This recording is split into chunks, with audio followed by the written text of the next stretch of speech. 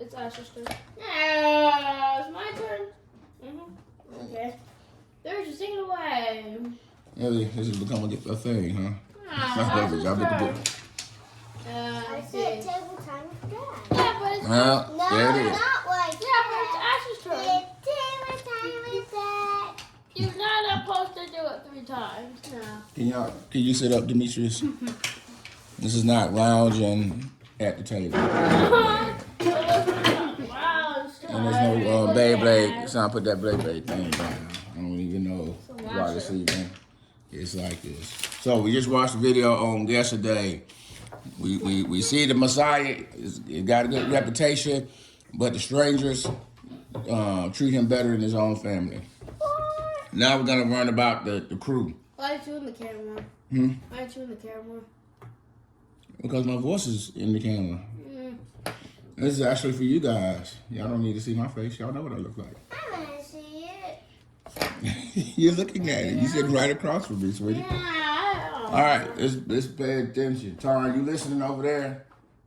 I don't see you Can coloring. I give a look at time on table time with Dad? Your paper dry over there. It's super white. All right. Anyways. All right. So remember, he done moved to Capernaum. Again, the city still exists today. People take tours there, and yeah. So do you have any pictures? we're not gonna show any at the moment. I did not come prepared for that. As Jesus was walking beside, so one day after all these things have happened yesterday, he's walking beside the Sea of Galilee. He saw 2 brothers, Simon, called Peter, and his brother Andrew. They were casting nets in the lake where they were fishermen. Come, follow me. Oh, I remember this. Right, said Yeshua, and I will make you fishers of men. At once they left their nets and followed him. Going on from there, he saw the 2 brothers, James and John, and their father was Zebedee. And What do you put John at? no, this is another John. Dad. So it's a very common name. So James and John, James and John, they're also fishing. And Yeshua asks, "Hey, come on, guys, come follow me." Yes. Should I take the tape off? Who? No, that's your Band-Aid. I need to put some more on there. Come on over here. Go ahead, Dawson. What's your At table time? Why aren't you putting on tag time? Because it's not time yet. Oh, come on. Girl, I don't know what you're talking about. I need you to pay attention. She wants you to put on tab time. No, it's not tab time. So, I just said it's not time yet. anyways, you know, tab time is pretty good. Oh, how could you? Pay attention. All right. So, we done just met 4 new people. What were their names? John. All right, so you weren't paying attention. So we met Simon and his brother, Simon, who's called Peter, and his brother Andrew. Wait. And we got another set of brothers, James and John, the 2 J's. All right. So now he's got 4 people in his crew with him. Now, these guys already had jobs as. Who's the other people in the crew? We'll get there. Remember, we've already met one who's our author. His name was Matthew, who's a Levite. Remember? The tax collector, descendant of Aaron and Moses. All right? That's our writer, Matthew, where we just read from. Then we got 2 sets of brothers. Now, remember, Yeshua has a great reputation, and he's a teacher. Okay? It's a big deal. He teaches. His life is what he teaches with his life. He has a life worthy to follow. That's why people are following him. Really about being a rabbi or a teacher is that somebody's mastered living. And not being silly like you are at this table. Yeah. Do you understand? What Jesus' way of life testifies to his goodness. As a person, you want to be like him. Remember, he had a good reputation with men and God. He was a great person. His life was worthy of imitating. Taryn, when people say they are a follower of Jesus, it's literally supposed to be they're literally following him. Like, I'm walking with him. I do what he does. You understand? And so I do what he does. I live like he lives. So when he says, but when you're a teacher, you don't accept everybody following you. You understand? Because remember, the people that follow you are supposed to be like you. And so teachers are very selective on who they have following them because they want that person, they're looking for the best people that will best represent them and their way of life. These guys that are fishing, like these brothers, they're probably younger. Do you understand? They probably want the best students in school. As a matter of fact, Scripture will tell you that the Messiah's crew is unlearned. They will tell you later that these guys ain't got no education. They just regular folks. Do you understand? Now we've already seen regular. Yes, that's I did your job. Listen. Now, the brothers are regular people. Remember, we've already know that they've been baptizing people, just regular folks. All they're doing is following. Okay. Baptize people. Huh? His crew baptize people. His crew is the one that does the work. The miracles will work through his crew. We will read more about that, Hadassah.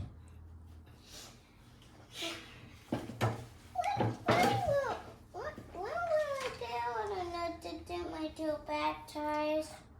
When you gonna get baptized? When she's old enough to get baptized. You don't need. It's not an age. It's not an age to get baptized, but you're about old enough. Well, I baptized your sister when she was a little bit older than you. Sis? There's a picture of Tara.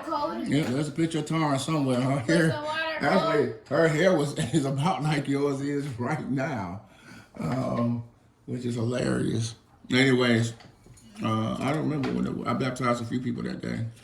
Anyways. You baptized people? Yes, I have. Quite a few. From your sister to some of our friends' kids. Was it cold? And a couple of friends. Was it cold water? And your cousin, Tyrese. Was it cold water? Who just had his second baby. Was it cold water? I don't know. Taryn, do you remember it being cold?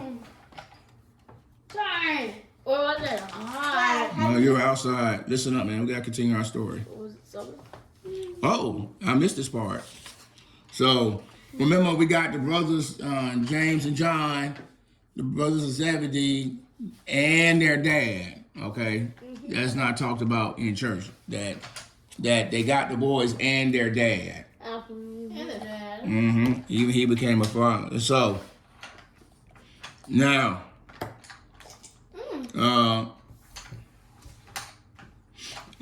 so they went to Capernaum, not a crew. It was in Capernaum. And the Sabbath came, and Jesus went to the synagogue and began to teach. The people were amazed at his teachers because he taught them as one who had authority, not as teachers of the law. Tara, this is very important. Okay? Just then the men in their synagogues who were possessed by an evil spirit cried out, "What do you want with us, Jesus of Nazareth? Have you come to destroy us? I know you are the Holy One of God." Okay, I need y'all to imagine this in your head. I want y'all to picture in your mind. Angel came? No, there is an angel there, but a bad angel. Tar. This is, yes, Tar. Are you awake? A demon? This is happening in church. You didn't answer. I need you to answer. Tara, this whole thing with the evil spirit is happening at church. This is happening inside the synagogue. Inside the holy place. Among the religious leaders was an evil spirit. There was a demon inside the church. Okay? But you can't see demons. Oh. Right. The evil spirit, you just, You have to see them? Hold on. An evil spirit is inside the synagogue. Just remember that. Yeshua is walking in a place that's supposed to represent God. It's supposed to be holy to God. And it is being ran by an evil spirit. That is, yes, this is no different than churches are today, Tarn. We go into these nice places, they're supposed to be about God, and they're full of learned men. Men who have studied their Bibles will say, or went to seminary, and there's a demon in there running their church. All right? I haven't even gotten to the part I want to talk to about, but just know that demons in the church. That has not changed. Was there anything unusual? Yeah, the teaching was bad. They did not. No, wasn't anything else unusual. Yeah, there it is. It wasn't. It's unusual that the people in the church or their synagogue did not believe in Yahweh Elohim. That meant they were worshiping someone else, just like they did in the days of Elijah. Probably the same God, Baal. Do you understand? They might have been doing it under a different name, but they were still worshiping like Baal, even at this time. Name? Yeah. Wait, what? How many names does Baal even have? So Maybe 29 and 10. he has a name. One of his names is very similar to God's. What's that? Well, Baal, the meaning is very similar to God, like Yahweh Elohim. And so Baal is a big deal. And so Baal is probably in their synagogue is who they're worshiping, you know. Again, these guys these guys did have power and influence, and it came from somewhere. Now, hold on. Now, this is not... What? Let's slow down. Let's get to the back. Now, people were amazed. Listen to this, because Jesus taught, the Messiah taught with authority. This is actually one of the more parts that will give you trouble. Tarn. And this is going to be a problem. Because this is going to give you, I'm going to tell y'all about the future. A future that y'all will have, and a problem that y'all will have, and the problem that Tarn has even today. The more you know about God, you know this book, and the more you try to live it, your talk will change. You will speak as someone who knows. The wiser you get at living, you will become an authority. Do you understand? And when you speak, you will speak as such. People have problems with that. Remember when I told you about the power of a king? What did I say about a king? They can't take back their words. Right. When they talk, it means something. They can't take it back. Can they watch that word? The more that you learn about God, the more that you grow, your words will become like that. You'll be speaking with that type of authority. Well, People have a hard time with that because they're not used to it. Tarn will sit in class, they will say something that Tarn will know is wrong. Tarn will question it in her own authority. The teachers will be like, hey, I don't know about this because our paper says this. Tarn says, I know you're wrong, period. Well, how do you know? How do you know? I know because I know God and what he's talking about. I know because I've read this word. I know what it says. I know what it means, and what you're saying is not what it means. You know what I'm saying? It's authority. I'll actually try to trick you. Listen, when we're in church, this is a secret. This is how you know when somebody does not have power, Tarn. When or authority, they'll sit there and they'll preach you a message, and all they will do is tell you what somebody else says. And so they'll say, hey, Paul says this. Hey, C.S. Lewis says this. Hey, this philosopher says this. Hey, this professor says this. No, the person with authority is like, what do you say? You understand? It's what do you say? Dad, do you need some water? Shh, I need you to listen. Because your future you is going to want to know this. Because you're going to need to do this. Okay? Dad, you need some water. Asher, you need to listen. Because I'm not really talking to you, Asher. I'm talking to 25-year-old Asher. I'm talking to 40-year-old Hadassah. I'm talking to your future selves. When you begin to speak, Messiah's going to talk about us talking. Let your yeses be yeses, your no's be no. Be meaning everything you say, being sincere. And you're not lying. We're not lifting ourselves up. You just be honest. I say things out of love. I'm loving you with these words. When Jesus speaks, he's telling you as though he is Yahweh Elohim. He's telling you, and they're not used to hearing that. They're used to the way they talk.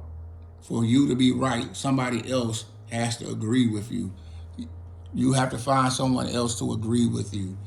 The way Messiah he talks like, I don't need you to agree with me. If I say it, because I say it, makes it right and true. So same way when I talk to you guys about this Bible, or even when I talk in Sunday school class, or if anybody, I'm talking from a position is I know what this is. Do you understand? Why? How do I know? Because I spend time prayerfully considering the Word of God. I spend time in prayer. And again, I'm only saying something that's consistent with what God is telling us, to love each other and love Him. That's the only goal in these words, is that you love each other and love Him. You know what I'm saying? So if I'm telling you something, it's out of that. You know what I'm saying? I'm only telling you something because it's in your best interest. You know what I'm saying? I tell you because I love you. I want you to be successful. You know what I'm saying?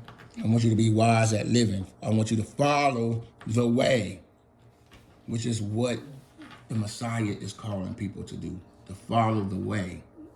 Okay? And so, because he's following the way, he can speak authority, because he's an authority on the way you should live. All right? So anyways, that's speaking on authority. That's going to be a whole nother topic, but it's here. All right, so there's a demon in the church. Back to our story. Demon in the church. Messiah walks in. Remember, Yahweh Elohim is walking into this church. All evil spirits are like, oh, it's the Creator. Dad, can you see the demons? No. Mm-hmm. Oh, yes, listen. So, remember, there's an evil spirit. The evil spirit at the church starts talking to who? Messiah. Just then, a man in their synagogue who was possessed by evil spirits cried out, "What do you want with us?" Listen to that. Us.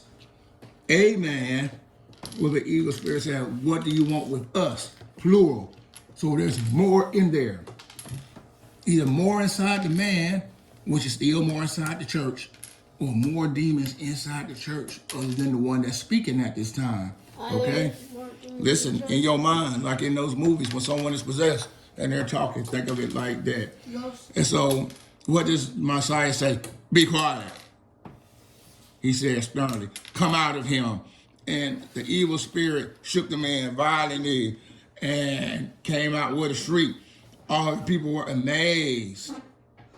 Were also amazed that they asked each other, what is this? A new teaching, and with authority. He even gives order to evil spirits and they obey him. Wait, what? News about him spread quickly over the whole region of Galilee. So they seen the evil spirit. The evil spirit's in their church. They've done nothing about it. Yeshua comes in there, get up out of there. Remember, they saw it. Hey, he commands evil spirits and they obey. They all witnessed this. Yes, Adasa. Time not clean. Oh. No, she's not. I'm looking at her face. Yeah, Hey, tattle pants. Sit down. Y'all, you tattling. You ain't trying to help Tara learn. No, Tara's job is to watch Tara. It's your job to be obedient and watch yourself. You ain't trying to get Tara to do what is right. You just trying to tell on her so she can get in trouble. Tara's not in trouble. Tara does get in trouble. Everybody gets in trouble. Remember, just because Tara's older than y'all, she has the same responsibilities that y'all have. Again, God asks her the same thing He asks of you. You know, love your brothers and sisters. Honor your parents, mother and father, so it will go well with you. Again, that's part of the commands that we haven't gotten into because we're not in the Old Testament yet. But We're in the New Testament. Yes. We're in a section called the New Testament. I don't like to speak in those terms because it's all just one conversation. But anyways, all right. So now he's famous. And the people start talking in Galilee. Remember, that's where he was going to begin with, because he's done this thing. They see him exorcise a demon, okay, in front of their presence, just like in these movies. You saw in those movies where they used to be in churches that Torrance and her friends be watching, and they be bootleg, and the person has a demon in them, and then the priest shows up, and he speaks some Latin, and the demon beats him up for a while, and then finally, through some type of circumstance, they drive the demon out till next movie, you know. And so they've seen this demon drawn out. When Yeshua came into now later on that day, after they left church, they went down to Peter's house, and he saw Peter's mother-in-law lying in bed with a fever. He touched her with his hand, and the fever left, and she got up and began to wait on him. When evening came, many who listen to this. When evening came, many who were demon-possessed were brought to him, and he drove them out, spirits with a word, and he healed all the sick. This was up to fulfill what was spoken in the prophet, through prophet Isaiah. He took up our infirmities and carried our diseases. But, here he is, but he would not let the demons speak because they knew who he was. They knew he was the Christ. Stop that. Listen. So remember, he's already a good person, right? And now he's using his power as Yahweh Elohim to actually help the people who are being tormented by demons. That means they're possessed by evil spirits. If they were sick, anything that was ailing them, he had compassion and healed them. You know what I'm saying? Has he done anything wrong? No. Has he done anything that deserves to be killed? Actually, you've been sick before. If someone just touch you and make you feel better, make all that pain in your mouth, Ezra, go away, wouldn't that be a nice thing? Yes. Would you want to hurt that person? No. John, you sitting over there with the stomach ache. Come over there, touch your stomach, you feel 100% better. You feel brand new, fresh bowels. You know, poop smells like potpourri. Would you have anything bad against that person? Why you gotta Of say course that? not. Why you gotta say this on TV? Well, someone actually said, watches that. All right. Well, they give you a blue emoji. All right. And so he took up their diseases. All right. Now here's what's going on in the next Galilee before we're going to finish this up before he calls the rest of his squad. Now remember, at this time, we got two brothers and a dad in the circle. He's putting the crew together. Are you ladies? There's ladies that are following. There's always ladies in the crew. There's always ladies. A man can't listen, ain't no great man doing no work without no woman. That's just the way it works. That's not true. He got, unfortunately it is. God made us to be together and work together. A woman is a suitable helper for a man. What did you say, Tom? Shh. Listen, Asher. And so, God, remember Genesis. We make man and female, one flesh. You know what I'm saying? They're one. They need each other. You know what I'm saying? Mm-hmm. And so Messiah, Yahweh would never turn away a woman. You know what I'm saying? Why would he? Why would he? Someone that's faithful to God, wants to do the work of God, who is faithful. That's a person of honor. It doesn't matter what your gender is. And we see that in Judges. We see many women leaders like Deborah, or Rahab. Who's Rahab? Deborah? Who's Rahab? Women that God used, and that were authorities that were trusted with God's work. We just talked about Anna, a prophetess, remember? All right, so anyway, let's get finished with Galilee. Jesus went through Galilee, teaching in all their synagogues, churches, preaching good news of the kingdom and healing every disease and sickness among the people. News about him spread all over Syria, and people brought Listen, and people brought to him all who were ill with various diseases and suffering severe pain and demon possessions, those having seizures and were paralyzed. They couldn't even walk. And he healed them. Large crowds from Galilee, the Decapolis, Jerusalem, Judea, and the region across the Jordan followed him. Listen, he did such good work that everybody followed him. Like he shut the cities down, the whole region. Imagine somebody coming here in DFW, so powerful that everybody here that lives in our town and in our city metroplex is trying to see this guy and follow him. That's how amazing they're trying to get to him.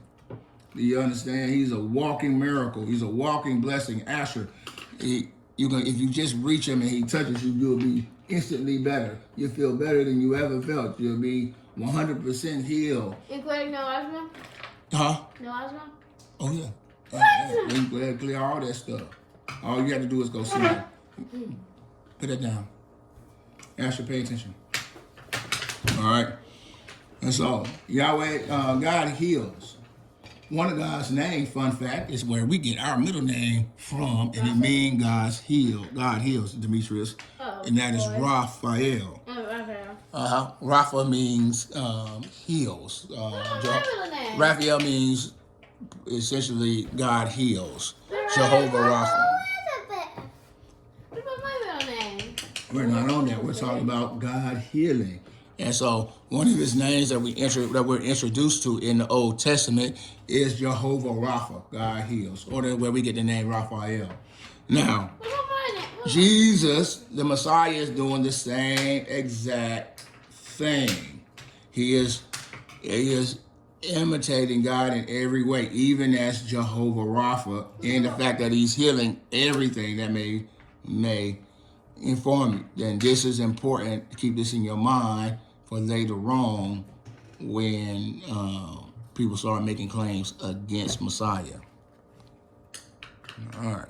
Any questions, concerns? All right. That's it.